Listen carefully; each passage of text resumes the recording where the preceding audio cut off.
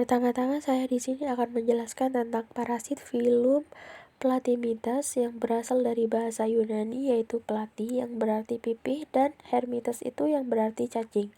Sehingga mereka juga seringkali disebut dengan cacing pipih.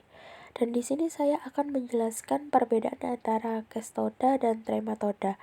Trematoda itu hidup sebagai parasit dan memiliki inang perantara serta memiliki alat isap pada mulutnya. Sedangkan Cestoda merupakan cacing yang tubuhnya bersegmen-segmen yang disebut proglotid, hidup parasit dan memiliki kait pada mulutnya untuk melekat pada usus inangnya. Cacing yang saya gunakan pada hari ini yaitu cacing pita Tania solium, yaitu cacing pita pada babi. Cacing ini termasuk ke dalam klasifikasi Cestoda. Mekanisme penularan cacing pita Tania solium masuk ke dalam tubuh babi melalui pakan proglotid Phraaphid Taenia solium. Di dalam saluran pencernaan babi, telur tersebut kemudian menetas dan menjadi onkosper, dan onkosper pecah yang kemudian menginvasi mukosa usus dan bermigrasi ke otot menjadi cysticercus. Tahap pertama yaitu scolex. Scolex itu yaitu kepala. Solium mempunyai gigi yang lebih tajam dibandingkan Saginata.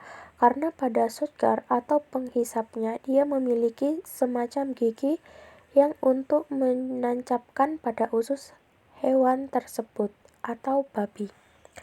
Yang tahap kedua yaitu telurnya yang dilepas bersamaan dengan feses, dan pada manusia ini keluar fesesnya berupa segmen-segmen proglotif. Tahap kedua, telur ini akan masuk ke babi ketika ia makan. Dan selanjutnya telur yang masuk akan berubah menjadi agosfer, berkembang di babi.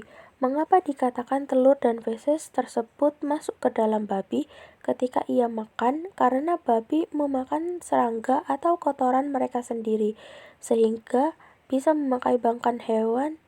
Dan tahap yang keempat itu akan berubah menjadi cysticercus. Cysticercus ini berada pada otot babi.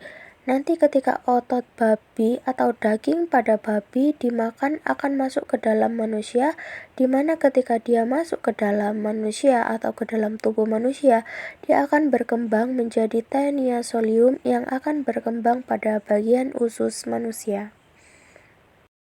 Jadi intinya itu, proglotif itu telur yang masuk ke babi, membentuk onkosfer, dan kemudian berkembang ke cysticercus pada otot, kemudian masuk ke manusia.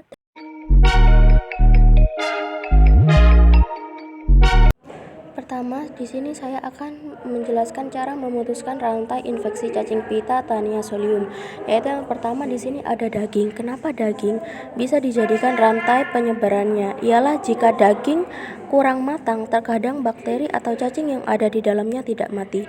Dan yang kedua, lakukan cuci tangan sebelum dan sesudah makan dan minum, agar makanan dan minuman yang masuk dalam tubuh kita bersih dan sehat. Yang ketiga di sini BAB atau bab di tempatnya, yaitu di jamban agar tidak menyebabkan penyebaran bakteri dan cacing di mana-mana. Dan yang keempat, jika terjadi gejala, segera periksa ke puskesmas agar segera ditangani. Dan yang terakhir di sini, jika terjadi masalah, langsung saja kita lapor ke petugas yang berwenang bila terjadi kasus taeniasis atau cysticercosis. Nah, jadi berikut inilah cara memutuskan rantai infeksi cacing pita Tania solium.